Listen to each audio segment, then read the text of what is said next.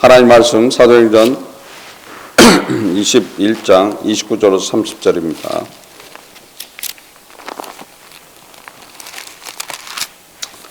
사도행전 21장 29절에서 30절.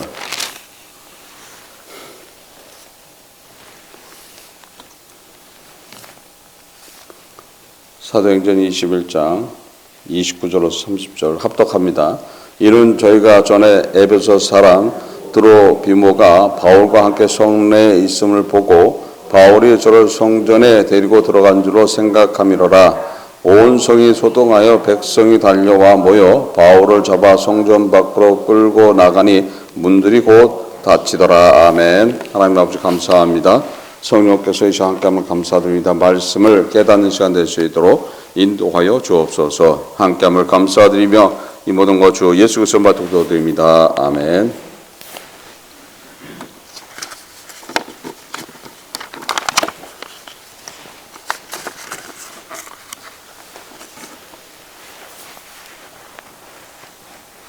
에베소에서 온 사람들이 유대인들이 이제 바울을 붙드는 모습이죠. 그러면서 뭐라고 얘기를 해요? 에베소 사람 드로비모가 바울과 함께 하고 있었는데 그가 성전에 같이 그를 데리고 들어왔다라고 얘기를 하는 거예요. 근데 사실 그게 아니라 예루살렘 시내에서 바울과 드로비모가 함께 하고 있었던 것을 봤던 거예요. 봐서 자기들 생각에 지금 어떻다 그랬어요? 바울이 그를 성전으로 데리고 들어왔을 것이다 라고 생각하는 거예요. 근데 이것은 사실 오해였죠. 오해였는데 그 오해의 불씨가 어떻게 되는 거예요? 오해의 불씨가 결국 사망에 이르게 하는 것들인데, 근데 오해가 지금 여기에 보면은 오해였지만은 그 오해를 어떻게 되는 거예요? 정당화하는 것이죠. 그래서 같이 있었던 걸 보고서 어디까지가 생각하는 거예요? 성전에 그를 데리고 갔을 것이다, 갔다 이렇게 단정을 해버리는 거예요. 그러므로서 어떻게 되는 거예요? 이방인을 데리고 성전에 들어갔으니까 누구를 모독하는 거예요? 하나님을 모독하는 죄로 만들기 위해서 일부러 고의로 그렇게 이야기하는 거죠. 그러니까 오해를 자기들이 오해했지만은 그 오해를 정당화하는 이야기들. 그래서 우리는 알지 못하는 가운데 우리의 삶 속에서 그런 일들을 볼 수 있어요. 어떤 이야기가 있을 때 앞서서 생각하는 사람들 있잖아요. 앞서서 생각했을 때 거기에 큰 오해가 불러오면서 지금 사망에 이르는 바울이 어려움을 당하고 고난으로 당하는 그런 이야기 하나가 어디서 나오는 거예요? 바로 이 오해라고 하는 그 부분. 자기들의 생각에 지금 이방인을 데리고 성전에 들어갔을 것이다 라고 단정하면서 거기에 대한 이야기들을 하게 되는 거죠. 그래서 결국 그 오해가 모함으로 가게 되는 것이고 그 모함이 하나님 앞에 죄를 범한 그런 일로 몰고 가면서 결국 지금 바울이 각 지역에 다니면서 복음을 전하는 것에 대해서 막기 위함을 볼 수 있는 것이죠. 그러니까 어떻게 보면 계획된 행동인 것들이에요. 계획된 행동. 나는 그냥 얘기하는데 그 얘기하는 것이 실제는 어떤 거예요? 실제 어떤 존재에 의해서 계획하에서 내가 마치 꼭두가시처럼 움직일 때가 있는 거예요. 근데 그냥 얘기했는데 그 얘기가 오해가 되면서 그 오해가 큰 저주로 나타나는 그런 경우, 지금 바울에서 나타난 이야기들인 거예요. 그래서 오해를 불러일으킨 것 같지만 그 오해가 누구를 모독한 죄로 바뀌는 거예요? 하나님을 모독하는 죄로 바뀌었다. 그래서 온 성이 소동하면서 백성들이 달려와 바울을 잡아 성전 밖으로 내치게 되는 이야기가 되는 거죠. 하나님을 모독한 저자가 어찌 성전을 더럽히느냐 해갖고 지금 반응하는 모습이죠. 그러니까 우리는 우리의 삶 속에서 조심해야 될 부분들이 그런 것들이에요. 확실히 보지 않고 듣지 않는 것들은 이야기하면 안 되는데 우리는 얘기해요. 얘기함으로써 내가 던진 얘기 때문에 그거를 듣는 사람들은 어떻게 되는 거예요? 거기에 대한 오해가 되면서 악감을 품게 되는 이야기가 되는 거죠. 백성들은 지금 그 오해에 대한 것에 대해서 알지 못하지만은 그 오해가 어떻게 되는 거예요? 악감을 일으키는 하나님을 모독한 죄인으로서 만들어버리기 때문에 그를 죽이려고 하죠. 예수님 역시도 그랬어요. 마태복음 14장 55절로서 59절에 대제사장들과 온 공회가 예수를 죽이려고 그를 칠 증거를 찾되 얻지 못하니 이는 예수를 쳐서 거짓 증거하는 자가 많으나 그 증거가 서로 합하지 못함이라. 어떤 사람들이 일어나 예수를 쳐서 거짓 증거하여 가로되 우리가 그의 말을 들으니 손으로 지은 이 성전을 내가 헐고 손으로 짓지 아니하는 다른 성전을 사흘에 지으리라 하더라 하되 오히려 그 증거가 서로 합하지 않더라. 그래서 예수님도 모함을 했죠. 모함을 했어요. 하나님을 갖다 모독한 죄인으로서 모함을 하죠. 하나님을 모독한 죄인으로 몰고 가면은 어떻게 되는 거예요? 죽임을 당해야 되는 거예요. 당장 끌어내서 돌로 쳐 죽이는 그런 일이 벌어지는 거예요. 그래서 특히 유대인들은 하나님을 모독하거나 하나님에 대한 그런 것들이 나타나면은 자신의 생명을 아끼지 않고 거기에 대한 징계를 하는 사람들이 유대인들인 거예요. 지금도 마찬가지예요. 그래서 그들이 하나님에 대한 모독이 나타난다라면은 자신의 생명을 아끼지 않는 그런 사람들이에요. 그렇기 때문에 하나님을 모독했다라면 어떻게 되는 거예요? 지금 그 대상은 죽임을 당할 수도 있는 거예요. 그래서 백성들이 달려와서 바울을 잡아 성전 밖으로 끌고 나가더라라는 건 결국 끌어다가 어떻게 하다는 소리예요? 돌로 치겠다는 소리죠. 그러니까 직절 처분을 한 거야 지금.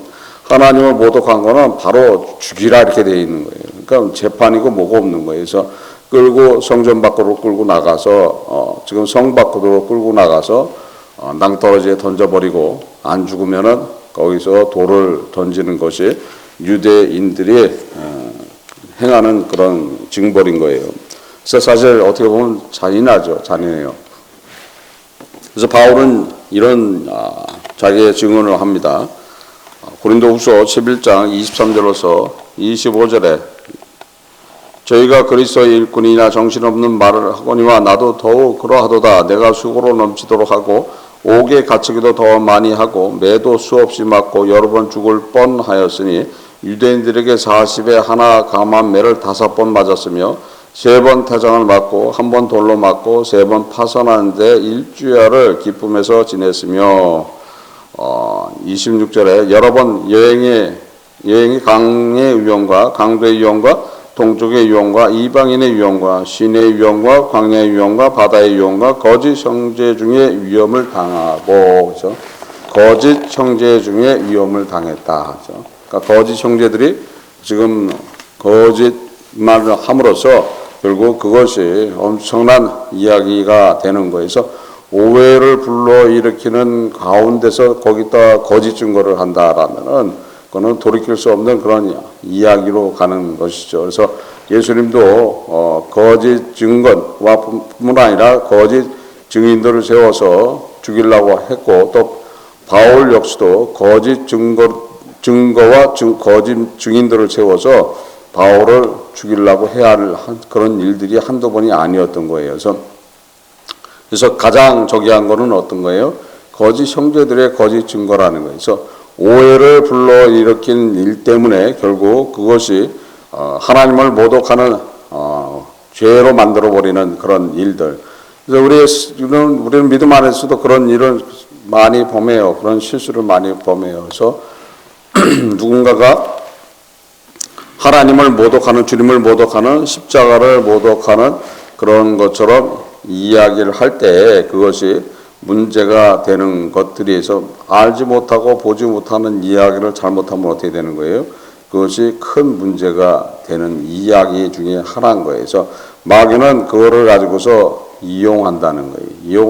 그래서 그걸 이용해서 궁중심리를 사용해서 그 군중으로 하여금 거기에 대한 대가를 치르게 하는 거기에 대한 어떤 증거를 나타나게끔 그렇게 유도하고 있다는 거예요. 그래서 지금 역시 마귀의 역사는 계속해서 여러분들한테도 나타나고 있다는 거예요. 여러분들한테 계속 나타나는 것은 어떻게 되는 거예요? 지금 여러분들이 천국 가는 걸 막아야 될 거 아니에요. 지금 궁극적인 목표는 어떤 거예요? 바울이 지금 예루살렘에서 죽어야 되는 거예요. 죽여야 되는 거예요. 지금 마귀의 궁극적인 목표는 지금 바울을 예루살렘에 올라왔을 때 죽여야 되는 거예요. 그렇지 않으면 어떻게 되는 거예요? 지금 누구의 뜻이 이루어질 수도 있다는 거예요. 지금 주님의 뜻을 받고 지금 그곳에 가서 지금 로마를 향해서 가서 왕을 만나야지 되는 그런 이야기가 있다라는 것을 누구도 알고 있는 거예요? 마귀도 알고 있는 이야기예요. 그러니까 마귀도 아는데 우리가 모르는 것들이 있는 거예요. 마귀도 아는 일을 우리가 모르는 거예요. 그러니까 마귀도 아는 일을 우리가 모르면서 어떻게 되는 거예요? 거기에다 실족하는 일과 누구의 도구가 돼버리는 거예요? 마귀의 도구가 돼버리는 거예요. 그래서 마귀의 도구가 되니까 결국 그 마귀의 역사는 어떻게 되는 거예요? 사망으로 끌고 가는 것이고 누구 앞에 못 가게 하는 거예요?